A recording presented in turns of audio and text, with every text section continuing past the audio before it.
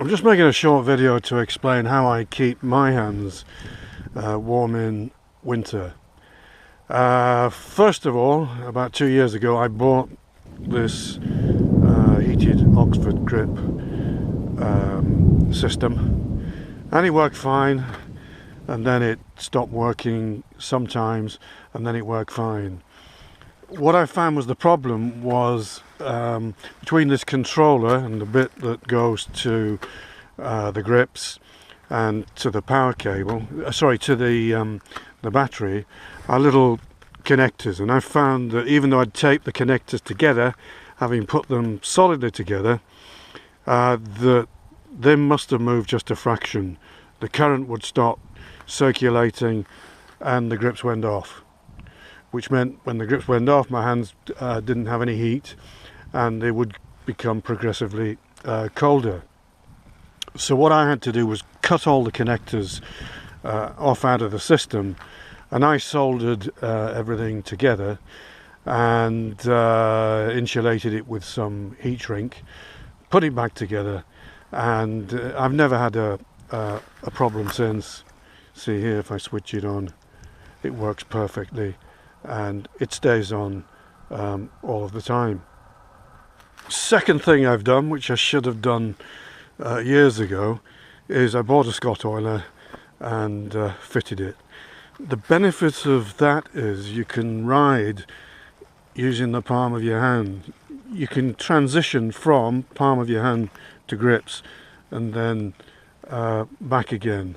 The beauty of that is you're not having to grip the grip all of the time and apply that twisting motion, which over time with insulated 5-fingered gloves tends to impede circulation inside the gloves and cause your hands to go colder sooner than they should. When you ride, obviously you want to have hands as warm as possible.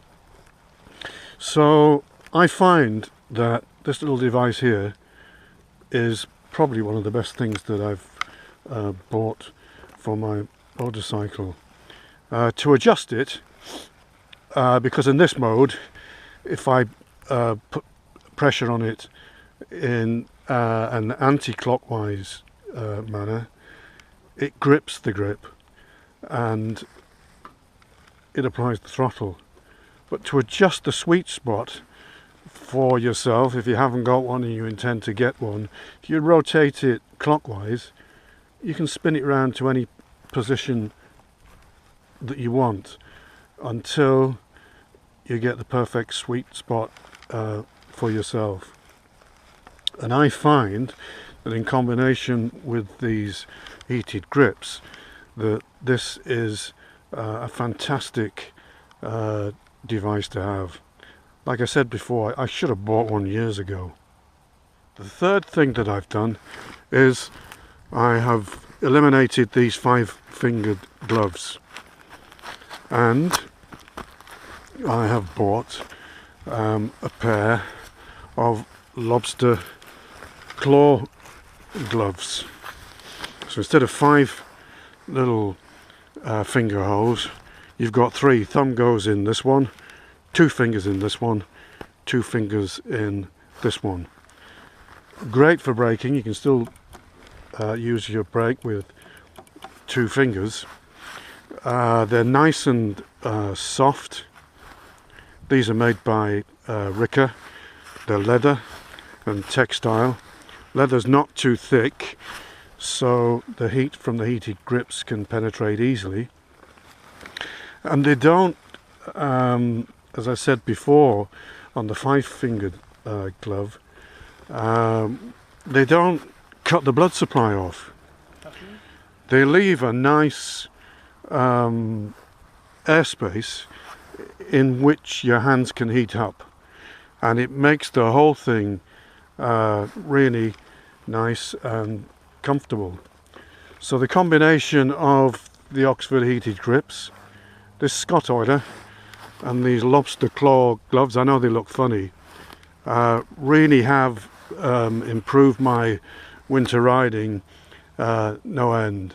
So I'm just making this video for anybody who's on YouTube now and is cruising around looking for ideas. I'm not saying it's the best thing in the world. If you wanted to get electrical gear with all the complications that go with that, that would probably be even better. But it's not quite as flexible. It's a lot more costly, and it could well put a big strain on your battery. I find this works for me. What more can I say?